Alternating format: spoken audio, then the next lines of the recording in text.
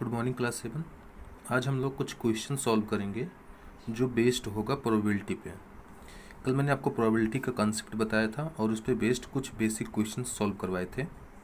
आज मैं कुछ ऐसे क्वेश्चंस करा रहा हूँ जो रैंडमली पूछे जा सकते हैं आपके एग्जाम्स में। तो उन टाइप का एक क्वेश्चन मैं सॉल्व करने जा रहा हूँ। पहले क्वेश्चन को रीड करते हैं। क्वेश्चन लिखा हुआ है, there are 6 red ball, 5 white ball and 3 black ball in a basket. What is the probability of getting a red ball, a black ball, a white ball? So basically एक basket है हमारे पास, उसमें 6 red colour की balls रखी हुई हैं, 5 white colour की balls रखी हुई हैं और 3 ब्लैक कलर की बॉल्स रखी हुई हैं। अब उस बास्केट में से आपको एक बॉल निकालनी है और अगर आप उस बॉल को निकाल रहे हैं तो क्या प्रोबेबिलिटी होगी कि वो बॉल रेड बॉल हो। ठीक है, तो इसी क्वेश्चन को सॉल्व करते हैं। तो फर्स्ट क्वेश्चन मैं सॉल्व करने जा रहा हूँ। प्रोबेबिलिटी का कंसेप्ट मैंने कल आपको बताया था। प्रोबेबिलिटी का फॉर्मूला होता था favourable outcome upon total outcome.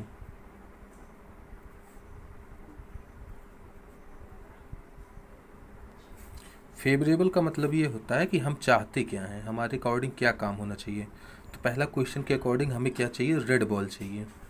तो रेड बॉल के लिए फेवरेबल कितने लोग हैं, तो आप देखोगे कि रेड बॉल के लिए फेवरेबल हैं 6 केसेस, क्योंकि रेड बॉल हैं कितनी, रेड बॉल हैं 6। तो हमारे लिए फेवरेबल कितने लोग हो गए, 6 लोग हो गए। ठीक है, तो फेवरेबल आउटकम्स क्या हो गया, 6 अपॉन टोटल आउटकम्स। जब हम लोग उस बास्केट को देखेंगे तो उसमें टोटल कितनी बॉल्स होंगी, उस बास्केट में टोटल 6 + 5 + 3 बॉल्स होंगी। तो टोटल आउटकम्स क्या हो जाएगा, 6 + 5 11 + 3 14। तो टोटल आउटकम्स हो जाएंगे 14। तो हमारी प्रोबेबिलिटी हो जाएगी 6/14। इसको चाहे तो सिंप्लीफाई कर लें, 2 3 जा 6, 2 7 जा 14। तो आंसर आ जाएगा 3/7। नेक्स्ट क्वेश्चन बी पार्ट देखते हैं बेटा। इसमें लिखा हुआ है अ ब्लैक बॉल। तो इसके लिए भी प्रोबेबिलिटी क्या होगी, अब मैं पूरा फार्मूला नहीं लिखूंगा। प्रोबेबिलिटी इक्वल्स टू हो जाएगा फेवरेबल अपॉन टोटल। अब ब्लैक बॉल के लिए फेवरेबल मतलब ब्लैक कलर की कितनी बॉल्स हैं, तो आप देखोगे कि ब्लैक कलर की टोटल 3 बॉल्स हैं। तो हमारे लिए फेवरेबल कितना हो गया, 3। तो फेवरेबल हो जाएगा 3 अपॉन टोटल, अगेन उतने ही बॉल रहेंगे, बॉल तो कम हुए नहीं हैं, तो 3/14 हो जाएगा आंसर। ठीक, इसको मैं सिंप्लीफाई नहीं कर सकता तो इसको इतने पे ही छोड़ दूंगा। सी पार्ट देखते हैं बेटा, अ वाइट बॉल। तो इसके लिए प्रोबेबिलिटी हो जाएगी favourable upon total. White ball कितनी है, वाइट बॉल है 5, तो 5 वाइट बॉल। तो हमारे लिए फेवरेबल क्या हो जाएगा, 5 अपॉन टोटल हो जाएगा 14। तो आंसर आ जाएगा 5/14। इसको भी मैं सिंप्लीफाई नहीं कर पाऊंगा तो इतने पे ही छोड़ दूंगा इसे मैं। तो आई होप ये आपको क्वेश्चन समझ में आया होगा। ओके, नेक्स्ट क्वेश्चन है हमारा, there are 6 marbles in a box with numbers from 1 to 6 marked on each of them. So basically हमारे पास 6 मार्बल हैं और उन पे 1 से लेकर के 6 तक के नंबर लिखे हुए हैं। जैसे मान लो एक मार्बल इस तरीके का है, तो 6 मार्बल मैं बना देता हूँ समझने के लिए, और सब के सब एक जैसे ही हैं। तो ये 6 मार्बल्स हैं। एक मार्बल पे 1 लिखा है, दूसरे पे 2, तीसरे पे 3, चौथे पे 4, देन 5, देन 6। अब ये क्या कह रहा है question, what is the probability of drawing a marble with number 2। अब हमें ये तो हमारा टोटल केस है बेटा, ये क्या है हमारा टोटल केस। टोटल केस कितने हमारे पास, 6 केसेस हैं। अब उस 6 केसेस में से मुझे नंबर 2 वाला मार्बल निकालना है। तो नंबर 2 वाला मार्बल कितना है, नंबर 2 वाला मार्बल एक ही तो है, तो फेवरेबल हमारे लिए क्या हो जाएगा 1, ठीक। तो प्रोबेबिलिटी क्या हो जाएगी फेवरेबल अपॉन टोटल। तो फेवरेबल अगेन मैं बता रहा हूँ बेटा, ये पूछ रहा है कि मार्बल विथ नंबर 2, तो नंबर 2 के कितने मार्बल हैं, नंबर 2 के केवल एक ही तो मार्बल है, तो इसलिए फेवरेबल क्या हो जाएगा 1 अपॉन टोटल, टोटल कितने मार्बल्स हैं, टोटल 6 मार्बल्स हैं, तो 1/6, ठीक है। कई लोग ये सोचेंगे कि नंबर 2 वाला मार्बल निकालना है तो यहाँ पे 2/6 होना चाहिए, ऐसा कुछ नहीं है। नंबर 2 का मार्बल है कितना, कितना है, तो वो तो एक ही है। समझ में आई बात, जितना ही है उतने ही हमारे लिए फेवरेबल हो जाएगा। अगर नंबर 2 का मार्बल 3 होता, मतलब ये जो नंबर 2 का मार्बल है वो 3 टाइम्स होता, तो हमारे लिए फेवरेबल क्या हो जाता, तब हमारे लिए फेवरेबल 3 हो जाता। समझ में आई बात। तो जितने मार्बल्स होंगे उतने ही हमारे लिए फेवरेबल केस बन जाएंगे। ये तो फर्स्ट क्वेश्चन का आंसर था। अब सेकंड क्वेश्चन का आंसर ये पूछ रहा है probability, what is the probability of drawing a marble with number 5। Number 5 का मार्बल कितना है, नंबर 5 का तो एक ही मार्बल है ना, केवल एक मार्बल है, तो इसका भी प्रोबेबिलिटी 1 अपॉन टोटल कितने मार्बल्स हैं, टोटल 6 मार्बल्स हैं, तो आंसर हो जाएगा 1/6। बात समझ में आई। कहीं ये मत सोच लेना कि नंबर 5 का मार्बल पूछ रहा है तो यहाँ पे 5/6 हो जाएगा, ऐसा नहीं होगा। नंबर 5 का कितना मार्बल है, नंबर 5 का एक ही तो मार्बल है, तो उसका आंसर होगा 1/6, ठीक है। टोटल केस वही होता है जितने हमारे पास मार्बल्स हैं।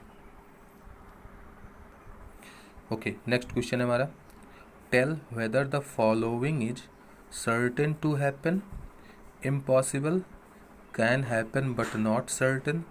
सो बेसिकली मैंने आपको कल 3 तरीके के केस बताए थे। एक तो था जो हमेशा सही होता है, एक था जो हो सकता है नहीं भी हो सकता, और तीसरा था जो इम्पॉसिबल होता है।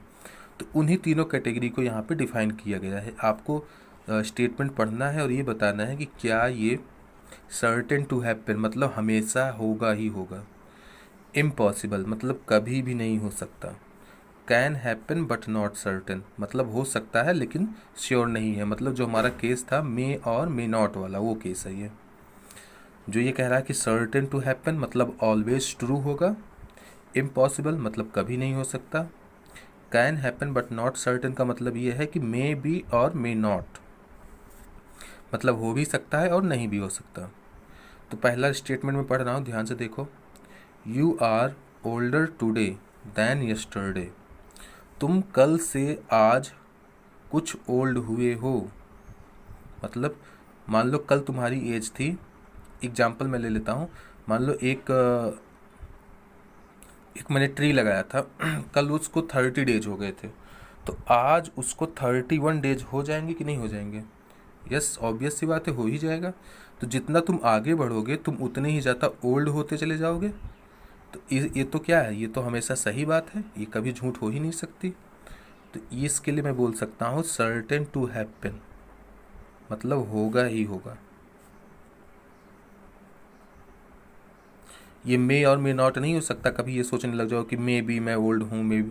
भाई जितना तुम आगे बढ़ोगे, जितने तुम्हारे दिन बढ़ते जाएंगे तुम ओल्ड होते चले जाओगे ना, तो ये सर्टेन टू हैपन है, ये मतलब होगा ही होगा। ओके, नेक्स्ट क्वेश्चन है, a tossed coin will land heads up. एक कॉइन है जिसको टॉस किया गया तो उसका हेड आएगा, ये कह रहा है। एक कॉइन को अगर मैं टॉस करूं तो उसका हेड आएगा, ये कह रहा है। तो क्या ये हमेशा सही है? एक कॉइन को अगर मैं टॉस करता हूँ तो हो सकता है हेड आए और हो सकता है टेल भी आए। तो इसलिए ये वाला स्टेटमेंट जो है ये है can happen but not certain, sure नहीं हूँ कि वो हेड ही आएगा, बिकॉज एक कंडीशन है जब वो टेल भी आ सकता है। तो इसके लिए मैं लिखूँगा can happen but not certain.